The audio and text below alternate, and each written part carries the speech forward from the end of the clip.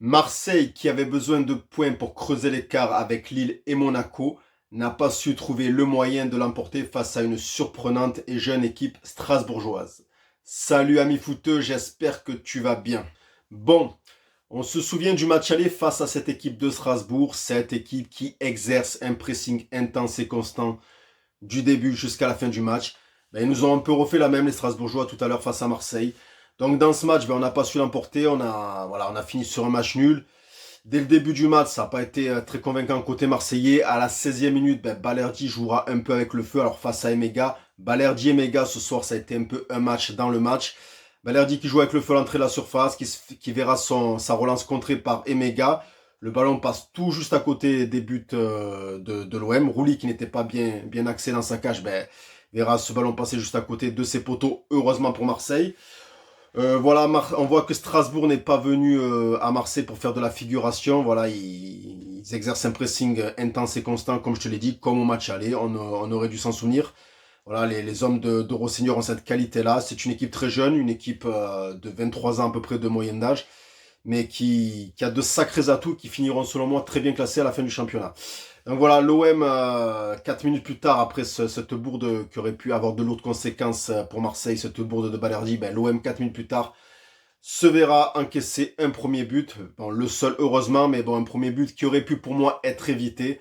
Pourquoi je te dis ça? Même si la passe de André Santos pour Emega est parfaite, je trouve que l'OM, s'ils avaient été plus présents et qui auraient fait le même pressing que les Strasbourgeois ont fait tout le long du match, face à André Santos sur cette passe-là, je pense qu'il n'aurait pas pu adresser cette magnifique passe pour Emega qui se reprendra à 2 appels pour obtenir ce ballon. Après, bon, la passe, elle est parfaite. Et puis voilà, le confiant et caractériel Emega ajustera Rouli et ouvrira le score pour Strasbourg. Mais selon moi, s'il y avait eu un pressing de la part des Olympiens contre André Santos pour l'empêcher de faire la passe, le but aurait pu largement être évité. Après ce but-là, l'OM aura clairement un passage à vide. Face à une équipe strasbourgeoise toujours aussi pressante et aussi bien coordonnée, ça sera un peu compliqué. Voilà, ça compliquera la tâche pour les joueurs de Marseille. Et on se retrouvera à la mi-temps sur le score de 1-0 pour Strasbourg. Et je pense qu'on peut dire que c'est mérité si on est objectif. En seconde mi-temps, la première occasion plutôt franche sera strasbourgeoise. C'est Diarra qui sur un centre verra son ballon coupé par Balerdi. Balerdi qui sera prêt à tromper Rouli, mais heureusement Rouli parviendra à récupérer le ballon. Alors moi, Balerdi, je vais pas m'éterniser, vous savez ce que je pense de lui. Des fois, je me dis, alors moi, je suis pas les réseaux. Hein. Franchement, je suis pas les réseaux, tout ce qui se dit, je m'attarde pas sur les articles. C'est peut-être un tort de ma part, mais j'ai autre chose à faire. Et j'avais arrêté un peu les vidéos là, et je reprends un peu. Je sais pas si je vais continuer, mais je me dis, Balerdi, il a pas changé en un mois que j'ai plus fait de vidéos, quoi. Et puis bon, moi, je le trouve toujours aussi inquiétant, toujours aussi bête, pas intelligent.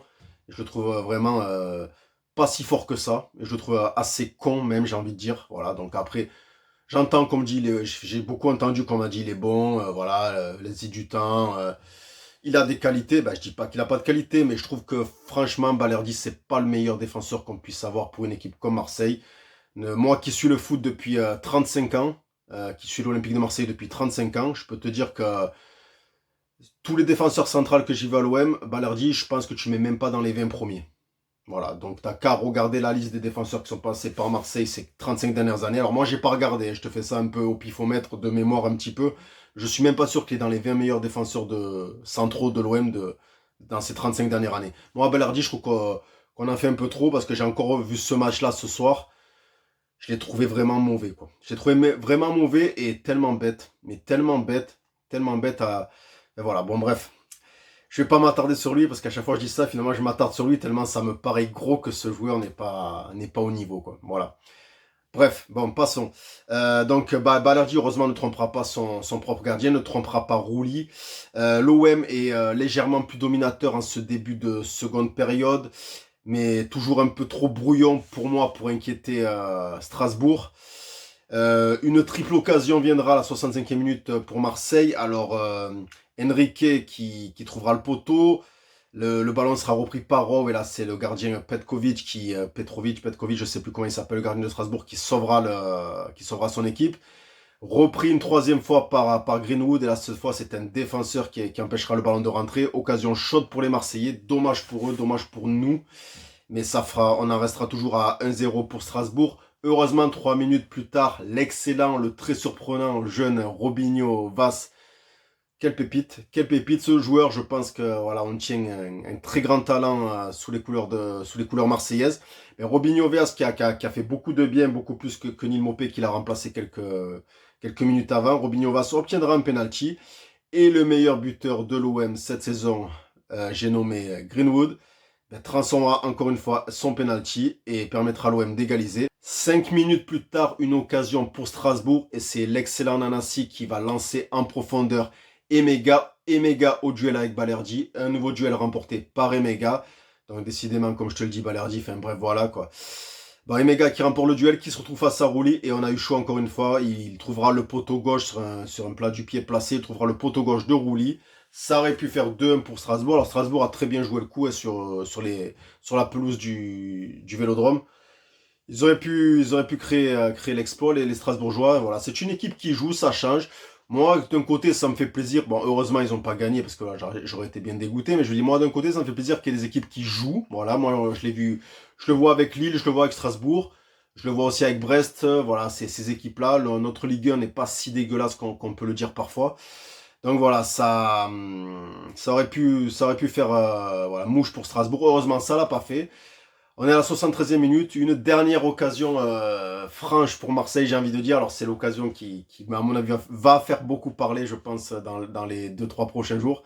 C'est ce ballon pour Jonathan Rowe dans la surface de réparation. Jonathan Rowe qui est déséquilibré du bras par Doué. Alors voilà, chacun se fera son interprétation. Ouais, je sais pas. Il y a le geste du bras, il est en position de marquer un but. Voilà, je sais pas pourquoi il se laisserait tomber. Voilà, après, je vais pas épiloguer longtemps sur l'arbitrage. Pour moi, voilà,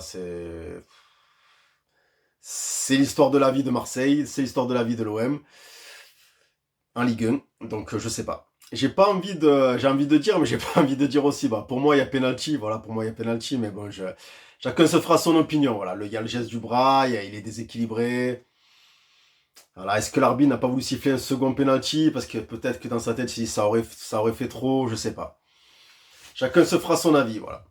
Bon voilà, et puis ça finit à un partout, et voilà, Marseille ne l'a pas emporté, malheureusement. Je reprends les débriefs et ce n'est pas avec une victoire, alors qu'ils avaient fait un mois plutôt sympathique, mis à part la défaite en Coupe de France. Cette petite désillusion contre Lille, c'est dommage. Voilà. Bon, bah écoute, moi, je ne sais pas si je te dis à bientôt pour une prochaine vidéo. Je suis un peu dans le flou en ce moment, je ne sais pas si je vais continuer ou pas. Voilà, pour des raisons qui me regardent, hein. C'est des raisons un peu banales, hein. C'est rien d'exceptionnel, rien de grave. Mais voilà, j'ai fait la vidéo là parce que j'en avais envie, j'avais le temps. Et puis voilà, je suis un peu déçu qu'il n'y ait pas la victoire. Voilà, je continue bien sûr à suivre l'OM, je ne rate pas un match de l'OM. Ça fait partie de ma vie, donc évidemment, je ne peux pas louper ça. Voilà, bon, j'espère en tout cas que voilà, on n'a pas pris 7 points d'avance sur Lille et Monaco. Et voilà, on aurait pu se rapprocher de Paris, être aussi à 7 points. Donc bon, Paris va s'envoler vers le titre, je pense. Je pense qu'il y a rien qui peut les freiner, à moins qu'ils se fassent éliminer face à City, qu'ils se fassent éliminer avec des champions, qu'ils s'en remettent pas mentalement. Mais voilà, nous, je pense que ça va être compliqué d'aller les chercher quand même. Voilà, je vais pas m'éterniser plus. Je te dis peut-être à bientôt, comme je te le dis, pour une prochaine vidéo. Peut-être, j'ai bien dit. Et puis voilà, pour toujours et pour l'éternité. Allez l'OM. Allez, ciao, ciao. Il ne joue pas le ballon, il met les mains dans les dos. Action manifeste, c'est penalty, tu l'as vu. Je suis d'accord. Je ne comprends pas. C'est ce que j'ai dit dans le dos de Jonathan Rowe. Et en plus, avec la vitesse, si c'est fait à l'arrêt, c'est sûr que ça a beaucoup moins d'impact. Mais avec la vitesse, le déséquilibre est encore plus flagrant.